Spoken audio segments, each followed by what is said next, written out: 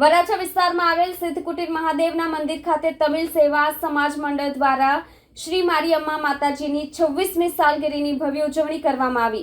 આ પાવન પ્રસંગે મોટી સંખ્યામાં તમિલ સમાજના ભક્તો ભક્તિભાવપૂર્વક ઉમટી પડ્યા હતા।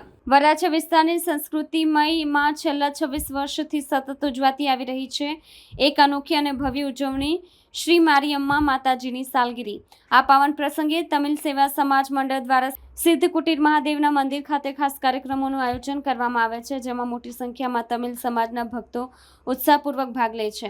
શ્રી મારીઅમ્મા માતાજી તમિલ સમાજ માટે માત્ર એક દેવી નહીં, પરંતુ ભક્તિ, આશ્રય અને રક્ષણની મૂર્તિરૂપ છે।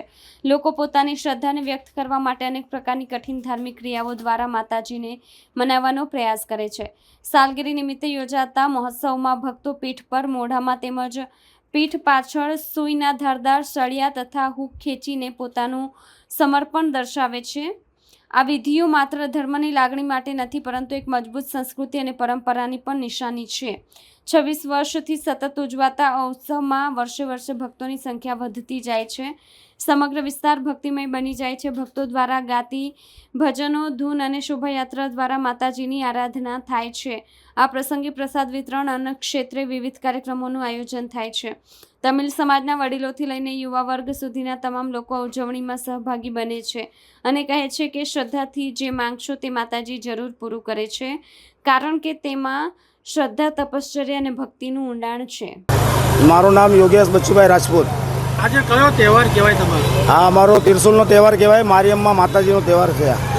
માતાજીની સાલગીરી આવે અમારે દર વર્ષે અમે આ સાલગીરી અમે નિભા કરીએ છીએ।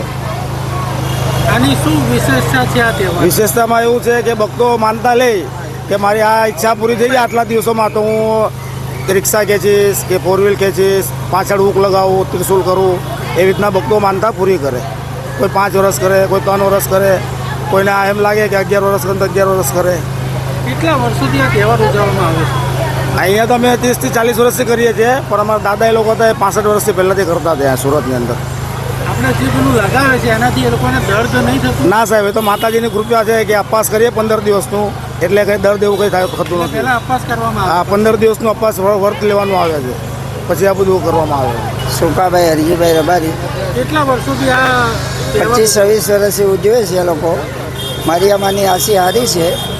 આ લોકો ત્રિશુલ કાઢે છે, બહુ ઓલા લોકો બેસે છે, સેવા બહુ થાય છે, હારી આશી છે, એટલે તો બધા મનથી આવે છે અને અમે બધા સેવામાં આવીએ છીએ। જાત જાતના બધા માણસો આવે છે અહીંયા।